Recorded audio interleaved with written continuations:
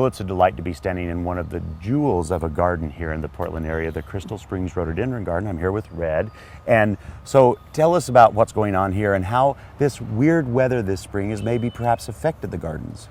Well, everything is probably 2 weeks early, as you've probably noticed in your own garden at home, and it's the same here at Crystal Springs.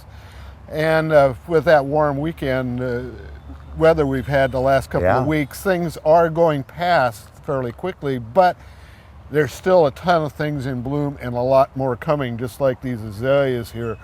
They're going to be good color for the next couple of weeks. Well, and that's the great things about Rhodies and azaleas is that there's so many, when you have this big of a collection, they bloom at different times, the different types certainly. of them. So you've got a lot coming still.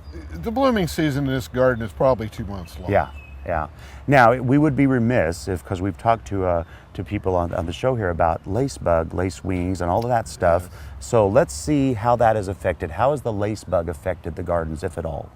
Well, it has, and we need to make sure that people realize the difference between lace wing and lace bug, because lace wing is beneficial and lace bug is the thing that's causing problems with our azaleas. And here's a perfect example of that. Talk about, this is the old leaves from last year that are infected. Right. This is the new leaves that aren't yet, but they will be if something's not done. Correct.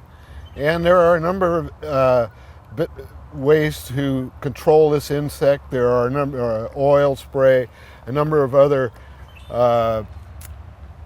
methods that are not poisonous, but they're also good control systemic insecticides that will take care of this problem. In the garden, we have somewhat of a problem because of the water, so we're going to use a mechanical method. Yeah. A very strong spray of water.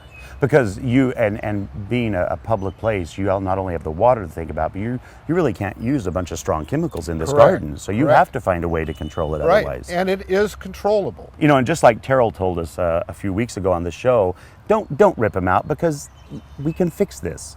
Correct. Yes, we treated the Cecil and Molly Smith garden where you were filming last year. Yeah. We treated it 3 times for about $350, and there's 4 acres of rhododendron there, and that's much cheaper. You couldn't, for $350, you couldn't really come close to replacing, especially plants like this that are 50, 60 years old. Yeah, there's no way. First of all, you probably couldn't find any to buy, and if you could, it'd be a small fortune to do that. Certainly. So well worth the investment. Now, you've also got the wonderful spring sale happening. Tell us about that. Well, Mother's Day weekend, this weekend, from 9 to 5, Saturday and Sunday, is a plant sale in the parking lot. There'll be lots of rhododendrons plus several vendors with companion plants. And there'll be a cut flower show.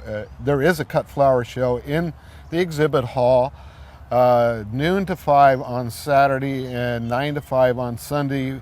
And you need admission to the garden for the show. But the plant sale is free. You don't have to pay anything to get the plant. You just have to pay for the plants. That's right. That's right. Well, you know, we are at Garden Time. We're not going to give up on rhododendrons or azaleas. We think they're beautiful. We think they're a hallmark of the Pacific Northwest. So if you want to come out and see the garden, certainly do that. Buy some to take home to your own garden. And between all of us, we'll figure out how to take care of that little pesky bug. Thank you so much for your time, Well, thank you. Enjoy having you here.